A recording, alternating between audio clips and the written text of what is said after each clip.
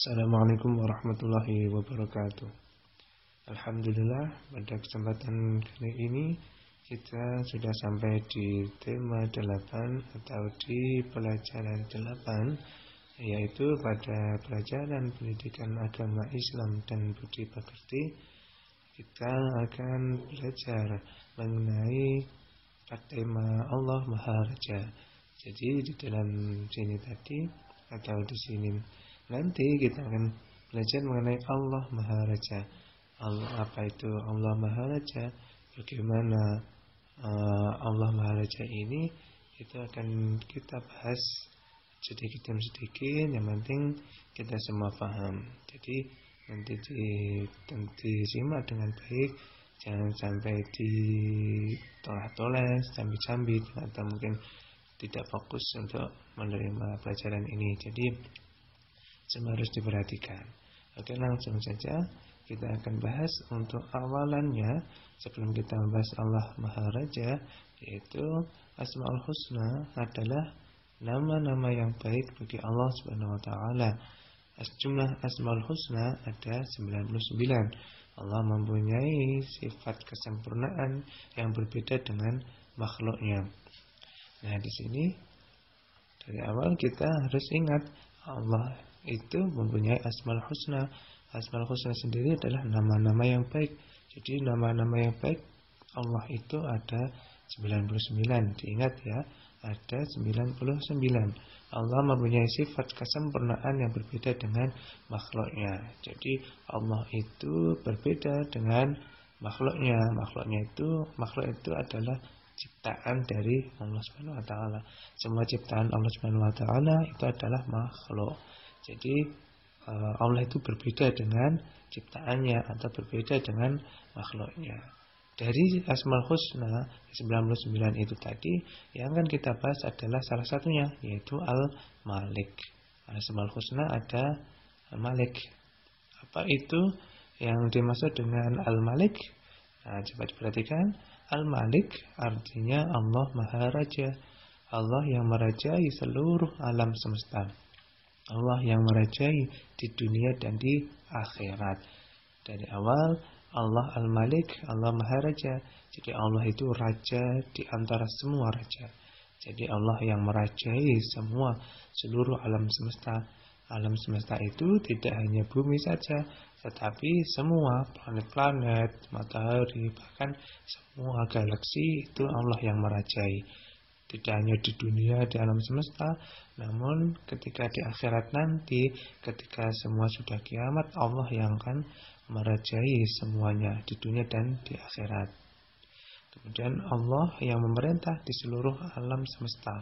Semua tunduk kepada Allah Subhanahu wa taala. Kerajaan Allah tidak terbatas. Allah memerintah di seluruh alam semesta. Karena Allah yang merajai, maka Allah yang memerintah. Semua dikendalikan oleh Allah Subhanahu wa taala. Semua harus tunduk, semua manut, semua tunduk kepada perintah Allah Subhanahu wa taala. Karena kerajaannya Allah sangat besar. Kerajaannya Allah tidak terbatas. Tidak hanya di dunia, di bumi aja, tapi semua yang ada di alam semesta ini. Nanti betapa luasnya alam semesta ini akan ditunjukkan di ilustrasi video yang berikut ini.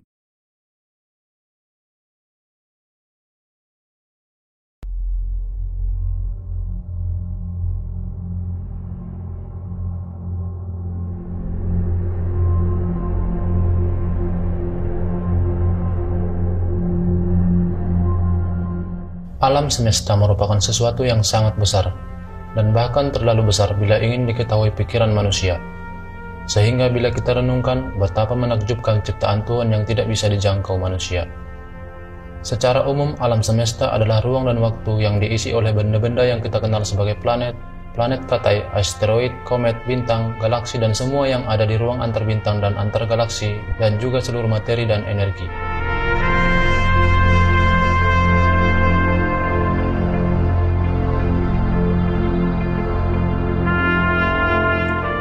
Teknologi observasi manusia sekarang ini sudah jauh lebih canggih dan akurat terhadap penelitian alam semesta. Dulu bumi disebut berusia 1 miliar tahun, sekarang kita mengetahui usia bumi sudah 4,5 miliar tahun. Dulu Pluto dianggap sebagai planet dan sekarang diketahui kalau Pluto bukanlah planet. Secanggih-canggihnya teknologi manusia, kita hanya bisa mengetahui sebagian dari alam semesta. Sejauh ini semua yang ada dalam batasan alam semesta yang sudah berhasil kita amati atau yang kita sebut sebagai alam semesta teramati. Informasi dari semua benda yang ada di alam semesta itu berasal dari cahaya yang datang dalam berbagai panjang gelombang. Cahaya menjadi bahan utama bagi para astronom untuk bisa mengidentifikasi benda-benda langit. Karena itulah kita bisa mengetahui bagaimana bintang dan sistem keplanetan terbentuk. Kita bisa mengetahui evolusi bintang dan galaksi yang ada di alam semesta.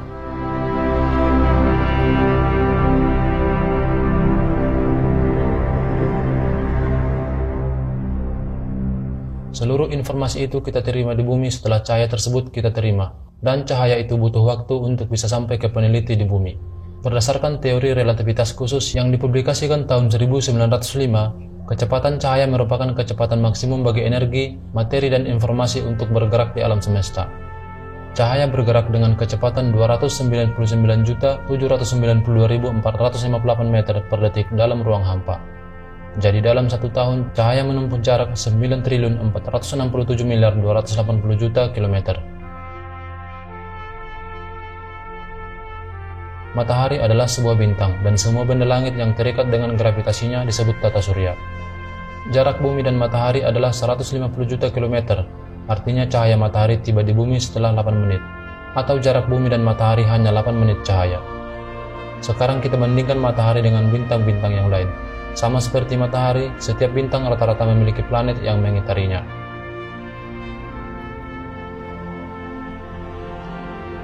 Sistem tata surya kita berada pada sebuah galaksi yang dinamakan galaksi Bima Sakti atau The Milky Way.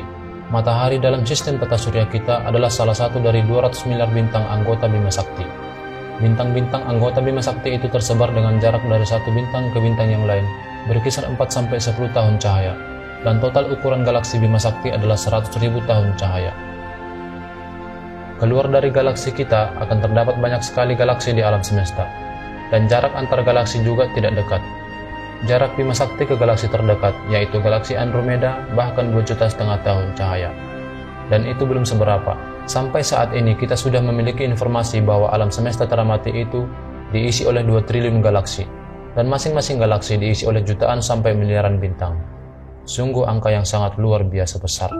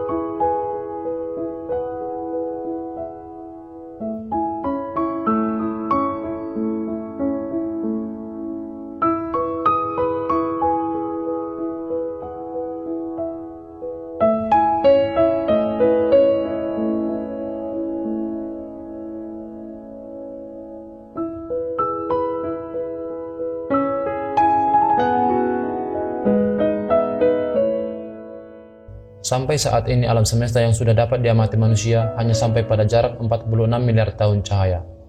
Apa yang ada di luar jarak alam semesta teramati belum kita ketahui dengan pasti. Bisa jadi hanya ada galaksi-galaksi dan lebih banyak bintang atau benda langit yang belum kita ketahui. Tapi kemampuan teknologi kita untuk mengetahuinya tentu masih sangat terbatas. Karena itu, cerita tentang benda-benda yang luar biasa jauh itu tidak akan pernah bisa kita terima. Artinya ukuran seluruh alam semesta juga belum bisa dijawab oleh ilmu pengetahuan, karena informasi kita hanya terbatas pada alam semesta teramati. Pertanyaannya adalah, apakah bumi satu-satunya planet yang memiliki kehidupan di alam semesta yang begitu luas? Apakah mereka ada di tempat lain namun belum bertemu dengan manusia? Sampai sekarang pertanyaan ini masih terus diteliti. Silahkan like dan subscribe channel Bukan Nomor 1. Semoga dapat menjadi channel informasi yang bermanfaat, dan terima kasih telah menonton.